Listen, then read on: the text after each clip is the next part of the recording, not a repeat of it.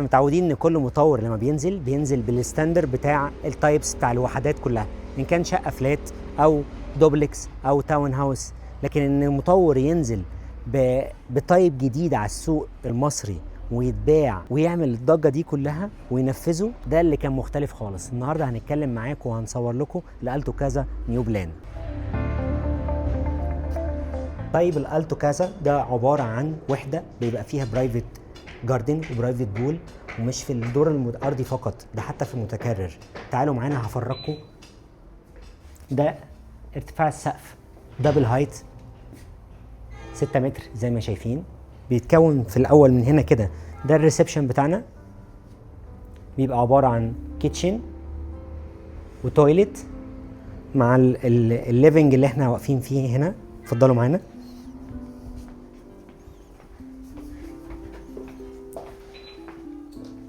مع بيدروم ماستر فيها الدريسنج والتويلت، وكلها مساحات حلوه جدا للسكن. تعالوا نتفرج على البول بره.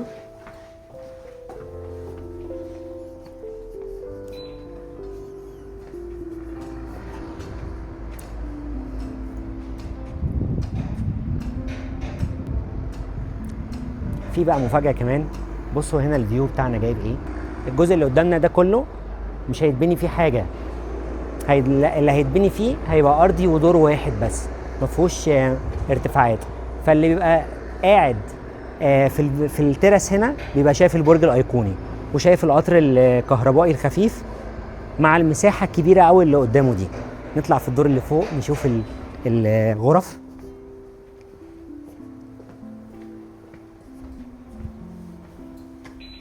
والوحدات عندنا هنا كلها بتتسلم متشطبه بدون الفرنيتشر اللي موجود فيها. بصوا الجزء اللي هنا بقى،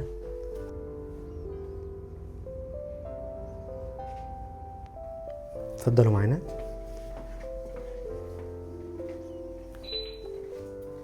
تويلت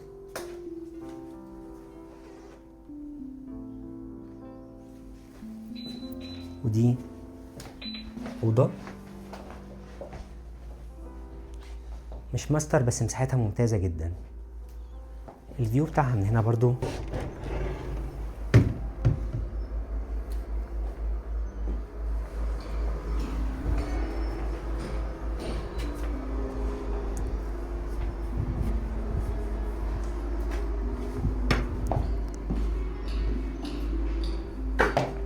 وآخر بيدروم معانا.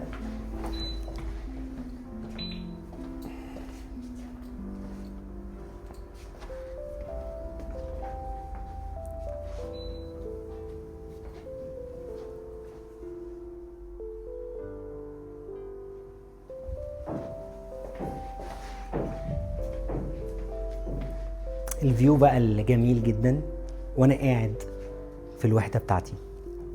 كل اللي قدامنا والجاردن اللي موجودين ده مش في الدور الارضي بس، موجود في المتكرر. السقف اللي قدامنا ده عليه كده بول او عليه جاردن، وكل دور بالطريقه دي. كلمونا عشان خاطر نجيب لكم افضل وحده مناسبه ليكم، او سيبوا رقمكم وانا هتواصل معاكم.